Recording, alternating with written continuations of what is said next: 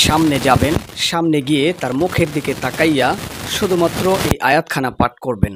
আল্লাহ চাহে তো সে যত কঠোর দিলের মনের মানুষই হোক না কেন, তার দিল যদি পাথরও হয়ে থাকে, শক্ত হয়ে থাকে, আপনার সঙ্গে মারামারি ঝগড়া ফাসাদ বিচ্ছেদ হয়ে আসে, কিন্তু ইনশা আল্লাহ তাআলা আপনি তার মুখের দিকে তাকাইয়া সে যেন বুঝতে না পারে দোয়াটা পাঠ করবেন।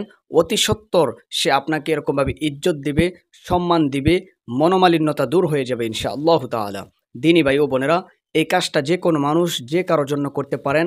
হাকিমের জন্য করতে পারেন, বিচারকের জন্য করতে পারেন, এমনকি স্বামী স্ত্রীর মধ্যে দ্বন্দ্ব মনোমালিন্যতা হওয়ার পরে একজন আরেকজনের কাছ থেকে দূরে চলে গেছেন, এখন ছটফট করতেছেন তার কাছে আসার জন্য।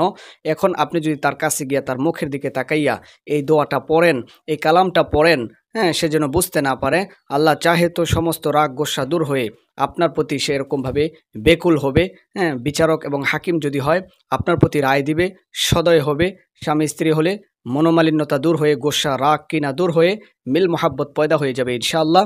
তাহলে দেরি কেন, আসুন আমরা এই দোয়াটা স্ক্রিনে দেখে সুন্দর করে শিখে নিই। ওয়ালাম্মা সাকাতা আম মূসাল গদবু আখযাল আলওয়াহ وفي نسختها هدى ورحمة للذين هم لربهم يرهبون। নিচে বাংলায় উচ্চারণ দেওয়া আছে, আপনি এই দোয়াটা পড়তে থাকবেন তার চেহারার দিকে তাকাইয়া। ইনশাআল্লাহু তাআলা আল্লাহ তাআলা আপনাদের মনের আশা আকাঙ্ক্ষাগুলো কবুল করবেন। আমিন।